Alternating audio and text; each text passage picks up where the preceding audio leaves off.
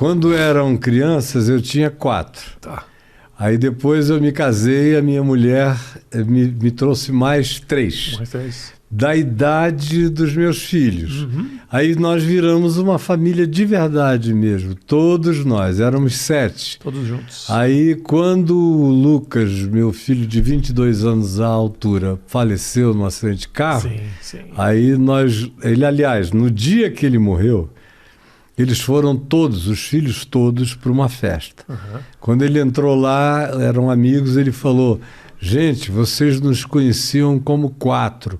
Agora eu quero apresentar, nós somos 7. Todo mundo se deu bem, você me falou. Aí quando ele saiu de lá, 4 horas da manhã, com os irmãos, isso. Aí aconteceu o acidente. Você me contou isso. Já que a gente chegou nisso tão rápido, Caio, o que é essa história de você passar por isso? O Caio, aliás, tem uma peregrinação de anos com a religião, né? Super envolvido há muito tempo. De que maneira essa história fez você questionar a tua própria fé? Ou não fez? Não, eu não... Para mim, a morte e a vida se tornaram a mesma coisa. Como Paulo diz, para mim o viver é Cristo e o morrer é lucro. Uhum. Então, ele também diz, porque tudo é vosso, seja a vida, seja a morte. Então, o Evangelho faz da morte apenas uma porta dimensional para a entrada em algo absolutamente para além de todo tipo de concepção. O que olhos não viram, o que ouvidos não ouviram, o que nunca foi concebido por coração humano, é o que Deus tem preparado para aqueles que o amam. Então, de um lado, eu sofri aquela dor totalmente lacerante, que, para ser honesto, a gente tem que dizer que é a dor do egoísmo.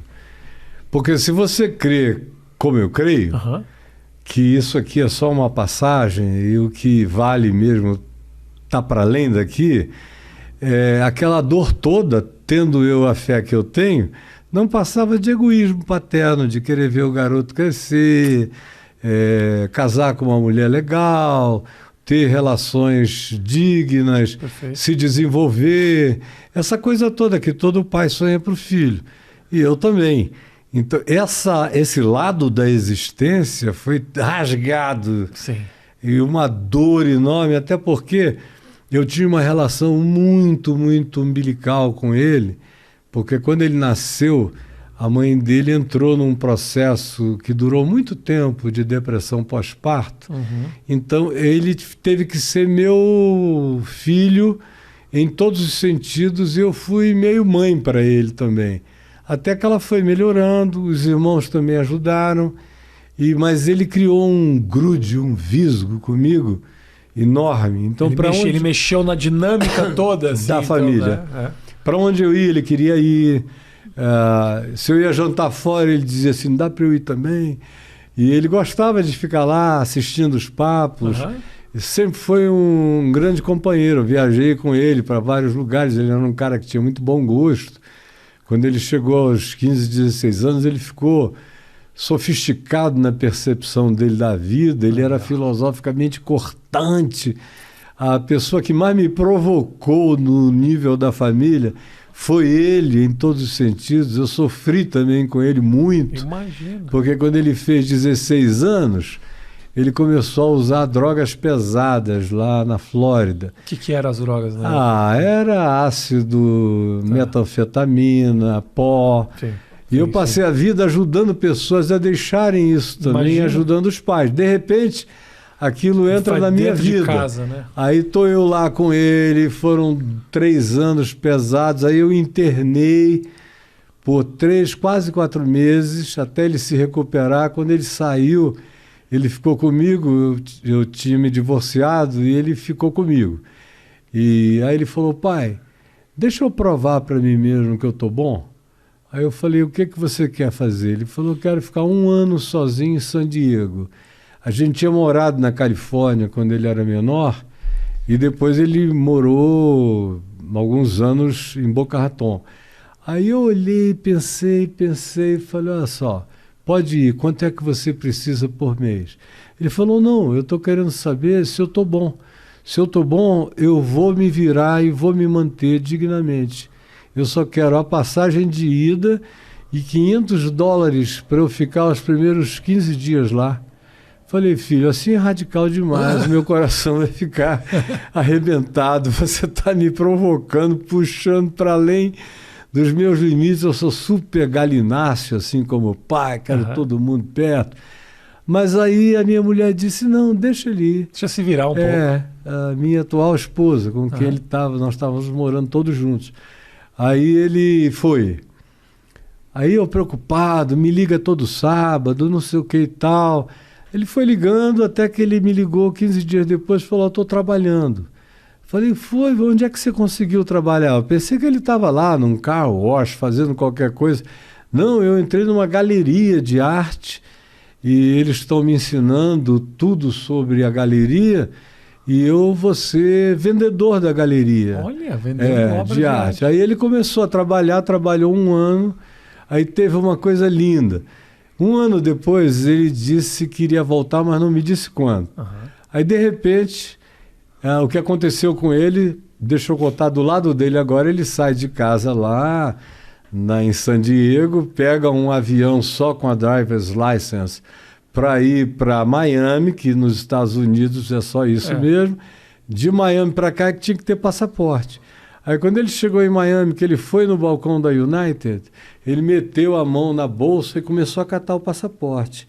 Aí a mulher foi vendo ele puxar e não achava, e ele calado, procurando, e de repente ele começou a derramar aquelas lágrimas grossas, e não sem falar nada. Aí a mulher perguntou, escuta, o que te aconteceu?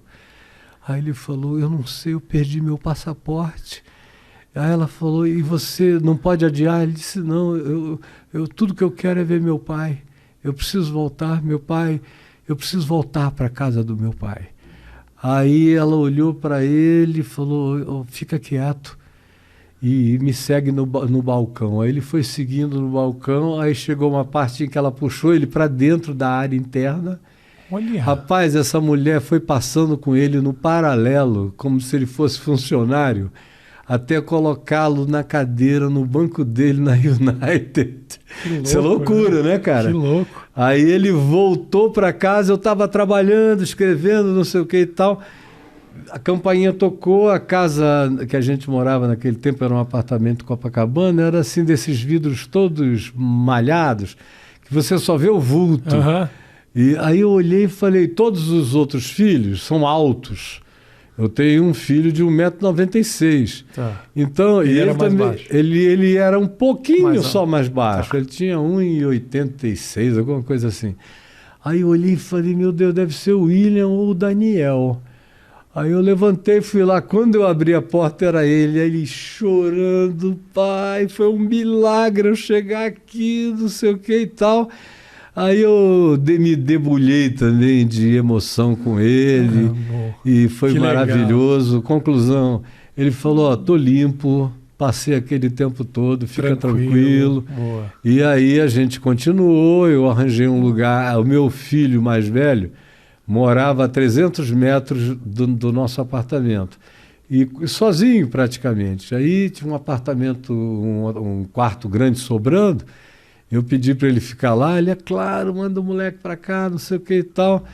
Aí se arrumaram e ele morou mais 2 anos e pouco ali ao meu lado. E todo dia ele tomava café, almoçava e jantava comigo, ia para a faculdade, ia para o trabalho, voltava. Aí um dia ele foi passar o fim de semana com a mãe em Niterói. E aí eu liguei para ele e falei, escuta, tá todo mundo indo para a festa, a Bruna tá indo, Daniel, Davi, Tatiana, você não quer ir com eles para a festa lá em Itaipu? Aí ele falou, são meus amigos, inclusive o pessoal da festa. Eu convidei a família inteira. Mas pai, eu estou assim tão cansado que eu não estou querendo ir não.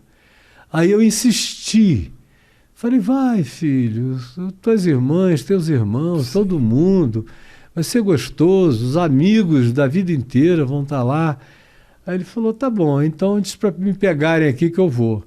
Aí passaram do Rio, pegaram no Niterói, foram para a região oceânica, ficaram lá até as 4 da manhã. Na volta, pararam num lugar na frente de uma padaria chamada Do Grão ao Pão, que foi o lugar onde ele pegava pão para casa toda manhã, muitos anos, a gente morou ali do lado. Aí pararam, ele foi pegar um pão, atravessou a primeira metade da rua e tem a Ilha do Meio. Quando chegou na Ilha do Meio, ele deu uma dançadinha assim para o pessoal que estava no carro e tal, deu uma rodada. Aí todo mundo olhou e alguém até disse, não tem ninguém não. Rapaz, ele botou o pé na rua, veio um BMW a 100 e não sei quanto, de uma menina com menos de 18, sem carteira, e só tocou nele. E ele foi jogado a uns quase 50 metros de distância, no alto, bateu numa parede, já foi morto e caiu morto. E aí aquela dor, minha filha me ligou 4h30, quando eu ouvi ela falando, falei, quem foi? Aí ela disse, foi o Lucas. Ele foi. Aí o outro filho, Davi, pai, não vem pra cá, eu não quero que você veja isso, eu não quero, fica aí. Por favor, manda o Ciro pra cá, que é o mais velho. Aí o Ciro foi cuidar dos papéis, e o Davi ficou cuidando da remoção do corpo. E aí a esposa, a atual mulher, foi para lá, aí foi para o necrotério e preparou ele todinho e o devolveu num caixão que ninguém diria que tinha acontecido nada com ele. Ela maquiou, mexeu, arrumou, conversou com ele ali morto, falando do quanto ele era amado. Aí levaram-no pro necrotério, pro funeral, e eu estava lá com aquela dor indizível. E eu fiz o ato fúnebre. Tinha um monte de pastores, amigos, Caio, tá doído demais, se você quiser eu faço. Eu falei, não, ele não aceitaria que ninguém mais fizesse isso, a não ser eu. Então eu vou fazer. Aí fiz, sepultamos a ele lá, plantamos um flamboyant, desses cemitérios que não tem nenhum tipo de epitáfio, nada disso. E aí eu botei um flamboyant lá com a mãe dele, hoje tem uma árvore linda cobrindo a sepultura dele. E o que eu senti? Eu senti esse egoísmo de, poxa, eu não vou ver. Doeu demais, mas do outro lado tinha uma coisa doce, gloriosa dentro de mim, porque eu disse a minha vida toda e tudo que eu creio e eu ensino tem a ver com o fato de que a gente tem que viver a melhor vida possível aqui, e isso tem a ver com amor, perdão, graça e justiça, mas eu também creio que o melhor de tudo ainda está por vir. Sim. Então, aquela consolação espiritual foi um negócio tão violento que eu fiquei 21 dias na cama. Eu falei, eu quero ficar em silêncio na cama. Eu levantava só para escrever coisas sobre ele e voltava para a cama. E o meu filho mais velho, que morava ao lado, ficou comigo. E a minha mulher. Aí depois de 21 dias ele falou, pai, eu acho que o Lucas gostaria que você voltasse à vida. E eu sei que você está vivo, está bem, mas está na hora de você ficar em pé. E aí eu voltei a trabalhar, enchi a minha agenda de segunda a segunda, falando, pregando, dando aula, fazendo tudo, escrevendo muito. E no meio disso tudo tinha a menina que bateu nele, que acertou nele com o carro. Essa história que você me contou, que a gente conversou na segunda-feira, que eu acho muito... Eu fiquei pensando muito nessa história de como foi a tua relação com essa pessoa que a princípio estava alcoolizada, quer dizer, estava tudo errado naquela história ali, né? Tudo. E como é que foi? Conta para quem não... Chegou, o governador me ligou no dia seguinte de manhã, eu ainda não sabia quem era a menina. Aí ele perguntou, olha, a gente tem meios de saber onde ela está, quem é ela, eu só queria uma ordem sua. Aí eu falei, não, muito obrigado, eu sei que o senhor está fazendo isso com todo carinho e boa vontade, mas eu não quero que ninguém a procure, eu não quero molestá-la de modo nenhum. Aí ele, mas por quê? Eu falei, porque podia ser meu filho dirigindo aquele carro. Ele também já fez muita besteira, já pegou meu carro escondido dezenas de vezes, já voltou para casa correndo. Então, desculpa, faz de conta que foi meu filho que fez isso. Aí uns dias passaram, aí alguém me diz, olha, ela mora aqui em Camboinhas, o pai dela é um homem bem de vida, ela entrou numa depressão profunda e está internada. Aí eu fiquei tentando falar com a família, mas a família com vergonha de mim, com medo de mim, sei lá o quê. Até que um dia eu consegui, ao telefone. Aí eu falei que queria vê-la. Aí ela, não posso, eu não consigo, ela é internada ainda. Eu não consigo, eu vou carregar isso o resto da minha vida. Aí eu falei, não, minha filha, eu estou tentando fazer com que você não carregue isso para lugar nenhum. Que você deixe isso sepultado. Aí eu falei, eu queria te ver, porque todo mundo diz que os meus olhos, os olhos dele eram como os meus. E ele olhava como eu olho. Então eu só queria que você visse os olhos dele nos meus olhos, para você ter certeza de paz. Porque eu te quero paz, eu te desejo bem. Eu quero que você atravesse isso sem culpa. Você está perdoada. Deixa eu te dizer, como pai do Lucas, eu te digo que você está perdoada. Está perdoada por mim, por todos os meus filhos. Não tem ninguém aqui querendo outra coisa, a não ser que você fique bem. E a outra coisa que eu quero te dizer é que, em nome de Jesus, eu te declaro que os teus pecados estão perdoados. Fique em paz, levanta dessa cama. É só o meu desejo, eu não preciso nunca mais te ver, mas eu quero saber que você está bem. Aí ela levantou. Isso fez bem para ela? Fez, já chorou pra caramba. Obrigado, obrigado, obrigado, a família. Isso fez bem para você também? Eu já estava pacificado, né? Eu sou uma pessoa que fui treinada para não carregar nada. Porque eu sempre aprendi que se eu carregasse qualquer coisa, eu estava fazendo mal a mim. E não a ninguém. Então, e Jesus me ensina isso, o Evangelho é acerca disso. Não te digo que perdoes uma vez, mas que tu perdoes até 70 vezes 7 num dia, ou seja, é perdão ilimitado. Aí, claro, a pessoa errou, tem umas que você diz, você está perdoada por mim, mas volta para o meu convívio, porque você tem afinidade, gosta da pessoa. Tem outras que você perdoa, deixa ela saber que está perdoada, afirma que ela está perdoada, mas não existe afinidade. Segue o seu caminho. Então segue o teu caminho, que eu sigo o meu, mas a gente segue sem nada entre nós e no meu coração não tem nada. Então, como eu fiz naquele dia, como eu fazia antes, é como eu faço a vida inteira. Eu já levei muita traição. Uma coisa que eu ensino para os meus filhos... Desculpa, falando em filhos, o meu acaba de ligar. Deixa ele aqui.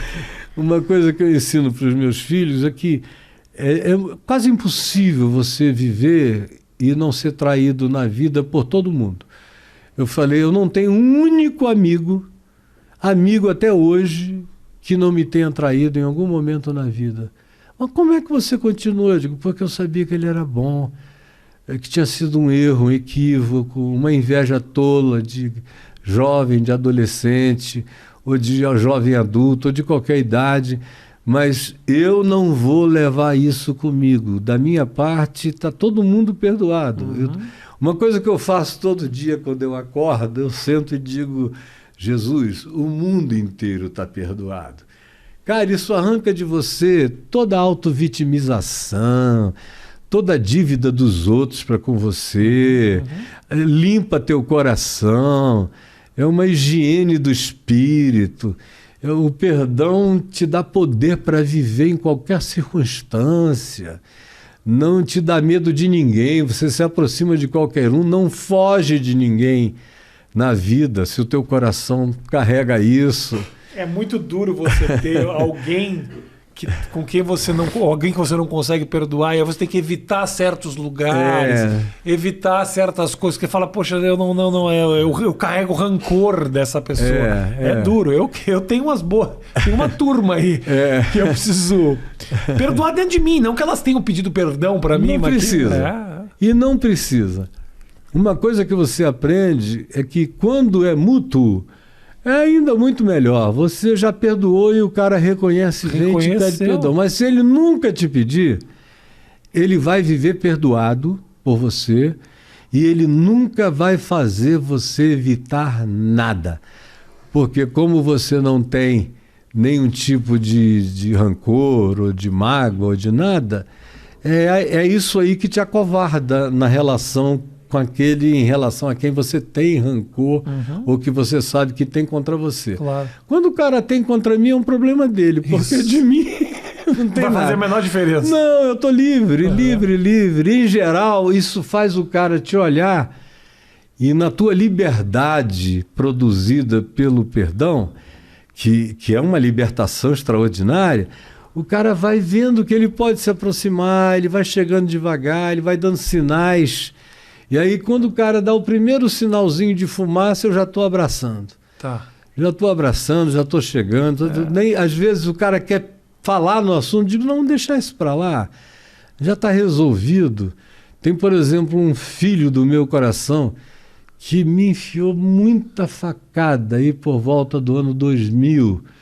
E eu dei tudo para ele, eu levei ele para tudo, levei o cara para aprender inglês, botei nas melhores escolas de teologia, e tinha um monte de coisa, levei para minha casa, eu peguei o cara bem jovenzinho, foi ficando um homem, casei, antes disso batizei, o ordenei pastor, fui tutor dele no seminário, e ele vivia comigo e tal, botei na televisão, eu tinha horários na televisão, em outras televisões, eu botei na CNT, botei na Manchete, botei em vários lugares, botei na minha, que eu tinha um canal de 95 para frente, até 2000, um canal que ia por cabo, NET, Sky, KTV, não sei o que, cobria o território todo. Ele teve nesse lugar e eu pisando na bola. Dava programa, dava tudo, publiquei os livrinhos que ele começou a escrever, eu tinha uma editora, eu publicava, tudo ele estava ali comigo. Rapaz, de repente, quando eu me divorciei em 98, aí ele começou a ver aqueles pastores hipócritas que achavam que eu era um semideus, mas que de fato viviam de inveja, aí metendo a faca no teu fígado. Quando eu vi, ele estava emulando gente. Aí eu esperei 2 anos ouvindo as histórias sem fazer nada. Até que chegou um dia que ficou violento demais, eu falei, não, hoje ele está perdoado, mas eu vou tratá-lo como um pai trata um filho. Aí eu falei, fulano, você podia vir no meu escritório hoje, às 3 da tarde? Aí ele, claro, meu pastor, você é meu pai, você é isso, aqueles exageros. Aí chegou lá, eu falei para ele tudo que eu estava sabendo, aí ficou pálido, aí eu peguei o cara assim, num Ezequiel de jiu-jitsu, ele estava era frio, ele estava com uma roupa grossa, como essa aqui, que parece um kimono. Você fecha assim em cima e o cotovelo aqui. Eu falei, olha, não é nada não. É assim, é como tirar tua calça e bater na tua bunda. Porque, rapaz, você não merecia ficar mal. Você é um homem bom, cara. Por que você fez isso contra você mesmo? Em mim não tira nada, eu continuo inteiro, mas você não está bem, você vai ficar pior, não faça isso. Aí ele, não, eu estarei aqui com o senhor pro resto da vida. Eu falei, mentira, você não vai, você ainda não cresceu para isso. Falei, talvez daqui a uns 20 anos você tenha coragem de chegar e falar comigo. Mas nem precisa falar, basta chegar, eu só não creio que você vai ter essa coragem. Aí eu esperei 20 anos. 20 anos mesmo. 20 anos. Você deu a data. Eu dei a data, expirei, foi em 2000. Quando foi 2020, eu liguei para ele. Aí ele ouviu a minha voz.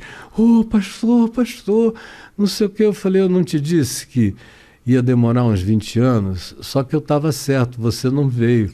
Por isso eu estou vindo a você.